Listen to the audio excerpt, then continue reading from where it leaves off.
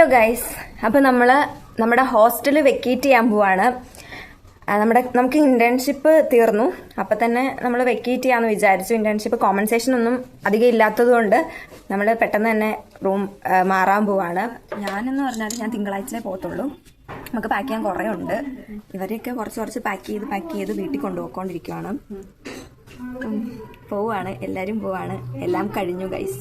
അപ്പം ഞാൻ കാണിച്ചു തരാം ഞാൻ പാക്ക് ചെയ്യുന്നതൊക്കെ. ശരി, അവളുടെ സാധനങ്ങളാണ് ഈ ബാഗുകളെല്ലാം, ഇവളുടെയാണ്. പോവാണോ? അപ്പം ഇതാണ് ഞങ്ങളുടെ ഹോസ്റ്റലിൽ ഇപ്പോഴത്തെ അവസ്ഥ. കുറച്ച് അലങ്കോലമായിട്ട് കിടപ്പുണ്ട്. ഞാനിവിടെ വല്ല പെട്ടി വല്ലതും കിട്ടുവാണെങ്കിൽ നമുക്ക് നമ്മുടെ സാധനമൊക്കെ വെക്കാമല്ലോ ഒന്ന്. അപ്പോഴാണ് ഇതിൻ്റെ പണ്ടത്തെ ഒരു റൂമായിരുന്നു. ഭയങ്കര ചൂടുള്ളൊരു റൂമാണ്. കാരണം ഭയങ്കര സീലിംഗ് ഇങ്ങനെ ഇട്ടിരിക്കുന്നതുകൊണ്ട് ചൂടായിരുന്നു. അപ്പോഴാണ് ഇങ്ങോട്ടൊന്ന് കയറിയപ്പം ഇപ്പം ഇത് റൂമായിട്ടൊന്നും കൊടുക്കുന്നില്ല. നമ്മുടെ പഴയ ഇപ്പോഴത്തെ കുട്ടികളുടെ ആർട്സിനുണ്ടാക്കിയ കുറേ സാധനങ്ങൾ ഇവിടെ ഇരിക്കുന്നു. ഇതൊക്കെ കാണുമ്പോൾ തന്നെ നമുക്ക് ഒരുപാട് നൊസ്റ്റാൾജിയാണ് അടിച്ചത് സത്യം പറഞ്ഞാൽ. ഇനി ഇങ്ങനെയൊന്നും കിട്ടില്ലല്ലോ. കുറേ മാല സംഭവങ്ങൾ. എന്തായാലും കൊള്ളാം, എനിക്കിഷ്ടപ്പെട്ടു സത്യം പറഞ്ഞാൽ കുട്ടികളെ കണ്ടത്. അപ്പോൾ ഇവര് വീട്ടിൽ പോകാൻ ഞാൻ പറഞ്ഞില്ലേ, കുറച്ച് സാധനങ്ങളൊക്കെ കൊണ്ടുവെക്കാൻ വേണ്ടി. ഇവരുടെ സാധനം താഴെ ഇരിപ്പുണ്ട്. അപ്പോൾ സാധനങ്ങളൊക്കെ വെക്കാൻ വേണ്ടി പോകാൻ. അതിൻ്റെ ഇടയ്ക്ക് ഡ്യൂട്ടി കഴിഞ്ഞ് 10 മണിയായപ്പോൾ തന്നെ നമ്മുടെ റൂമിലെത്തിയിട്ട് എന്നെ നീ ഡെയിലി വീഡിയോ ഇടണം, വീഡിയോ എടുക്കുന്ന മാത്രമേ ഉള്ളൂ, വീഡിയോ ഒന്നും ഇടുന്നില്ലല്ലോ എന്നൊക്കെ പറഞ്ഞ് എന്നെ വഴക്ക് പറഞ്ഞുകൊണ്ടിരിക്കുകയാണ്. നമ്മള്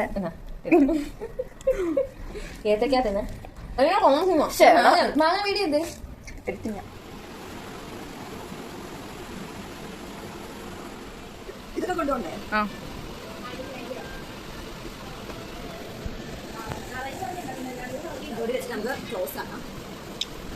വീഡിയോ ഇടുവാണ്, ലോങ് വീഡിയോ നാളെ എടുക്കാം. ഇന്നത്തെ സാധനം കേട്ടാണ് അത് എടുക്കണ്ടായിരുന്നു കേട്ടോ. ആ ഫോൺ ഇപ്പൊ കയ്യിൽ നിന്ന് പോയേനെ ഉണ്ട്.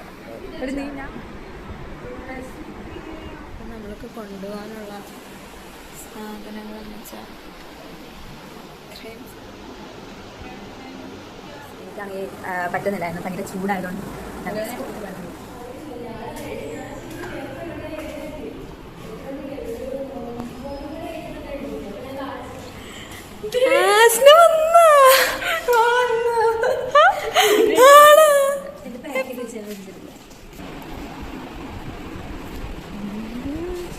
ഇതെല്ലാം എൻ്റെ അച്ഛമ്മയുടെ.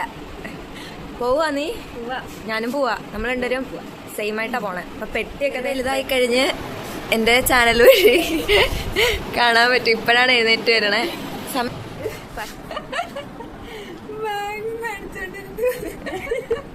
ഒരിക്കലും ഫോൺ അലൗഡ് അല്ലാത്ത ലൈബ്രറി ഞങ്ങൾ അല്ലാണ്ട് എടുത്തു.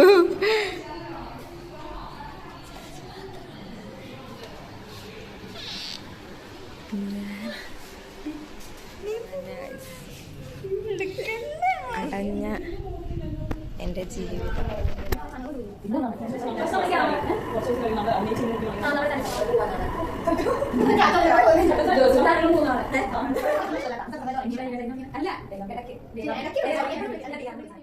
അങ്ങനെ കുറേ നേരം സംസാരിച്ച് കഴിഞ്ഞപ്പോൾ ഞാനാണെങ്കിൽ തിരിച്ച് റൂമിലോട്ട് വന്നപ്പോൾ ഇവർക്ക് നൈറ്റ് ആയിരുന്നേ. അപ്പോൾ ഇവരെ കുറച്ച് നേരം ശല്യം. അത് കഴിഞ്ഞ് കറക്റ്റ് 1 മണി കഴിഞ്ഞപ്പോഴത്തേക്കും ഞങ്ങളിതേ കഴിക്കാൻ വേണ്ടി വന്നിരിക്കുവാണ്. നല്ല വിശപ്പുണ്ടായിരുന്നു. രാവിലെ ഫുഡ് സാധാരണ നേരത്തെ എടുത്ത് വെക്കേണ്ടതാണ്, പക്ഷെ ഇന്ന് ഇച്ചിരി താമസിച്ചു പോയി. അതുകൊണ്ട് ഞങ്ങളെല്ലാം കൂടി അവിടെ ഇരിക്കുമായിരുന്നു.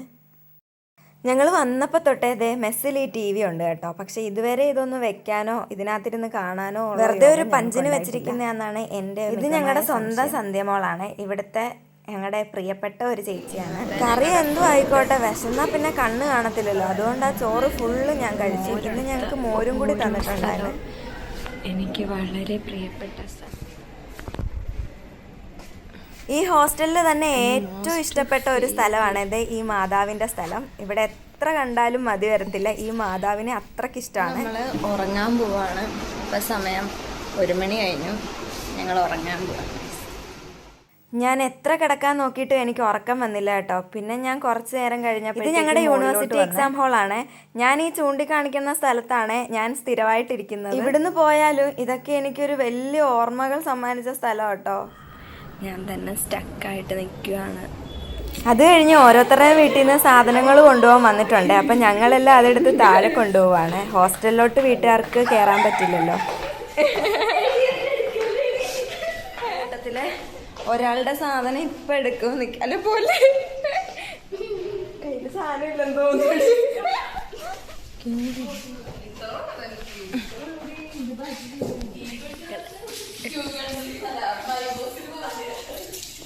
അങ്ങനെ അശ്നല്ലേ പോണേ. പെട്ടിയൊക്കെ താഴെ ഇറക്കിയപ്പോൾ തന്നെ നല്ല പൊടി ഉണ്ടായിരുന്നു ദേഹത്ത്. പിന്നെ പോയി കുളിച്ചിട്ട് ഞങ്ങൾ കഴിക്കാൻ പോയി. ഇത് എൻ്റെ അല്ലാത്ത സമയം ഞാൻ സമൂസ ഒന്നും കഴിക്കാൻ വരാറില്ല. പക്ഷെ ഇതെൻ്റെ അവസാനത്തെ സമൂസ ആയതുകൊണ്ട് ഒടുക്കത്തെ ടേസ്റ്റ് ആയിരുന്നു.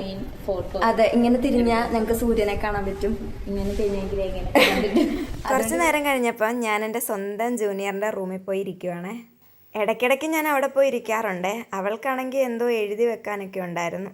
സെക്കൻഡ് ഇയർ ആയതേ ഉള്ളൂ കേട്ടോ. ഇനി എന്തോരം എഴുതാൻ. നഴ്സിംഗ് എന്ന് പറഞ്ഞ എൻജോയ്മെന്റ് ഒന്നും മുടക്കണ്ട, അതൊക്കെ അതിന്റെ രീതിയിൽ തന്നെ എടുക്കണമെന്ന് ഞാൻ അവളെ ഉപദേശിക്കാറുണ്ട് ഇടയ്ക്ക്. പിന്നെ ഞങ്ങൾ ഒരുമിച്ച് സൈൻ ഇടാൻ പോയി കേട്ടോ. എന്റെ ലാസ്റ്റ് സൈൻ ആയിരുന്നു. ഞാൻ പറയുന്നതൊക്കെ അതേപടി കേട്ട് തലയാട്ടുന്നത് പോലെ എനിക്ക് ഈ മാതാവിനെ കാണുമ്പോൾ തോന്നും. ശരിക്കും ഇവിടുന്ന് പോകുമ്പം എൻ്റെ മാതാവിനെ ഞാൻ നല്ലോണക്ക് മിസ് ചെയ്യുവേ. എന്തായാലും ഇവിടുന്ന് പോകുന്നതല്ലേ, കുറച്ച് നന്മയൊക്കെ ആകാന്ന് വിചാരിച്ച് ഞാൻ കുറച്ച് വെള്ളമൊക്കെ ഒഴിക്കുന്നുണ്ടേ ചെടിക്ക്. ഇനി ഞങ്ങൾ അവതരിപ്പിക്കുന്ന കുറച്ച് കലാപരിപാടികളാണ്.